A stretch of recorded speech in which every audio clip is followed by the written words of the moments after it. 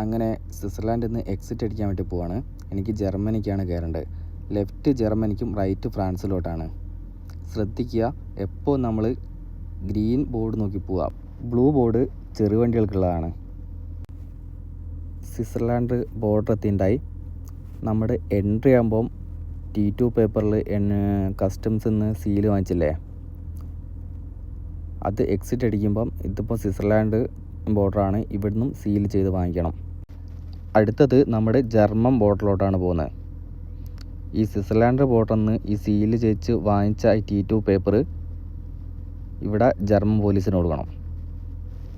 German police check ചെയ്ത് okay എന്ന് പറഞ്ഞു കഴിഞ്ഞാൽ നമ്മൾ നേരെ ബിഗിൻ കൺട്രി ജർമ്മനി കൊടുക്കുക, നേരെ വണ്ടി എടുത്ത് പോവുക. ഇപ്പോഴത്തെ പ്രൊസീജിയർ കഴിഞ്ഞു. അതേപോലെ ഫ്രഷേഴ്സ് പ്രധാനമായും ശ്രദ്ധിക്കേണ്ട ഒരു കാര്യം, നമ്മുടെ T2 പേപ്പറിൽ എക്സിറ്റ് ബോർഡർ നെയിം എവിടെയാണോ കൊടുത്തത് അതേ ബോർഡർ തന്നെ എക്സിറ്റ് അടിക്കേണ്ടതുണ്ട്.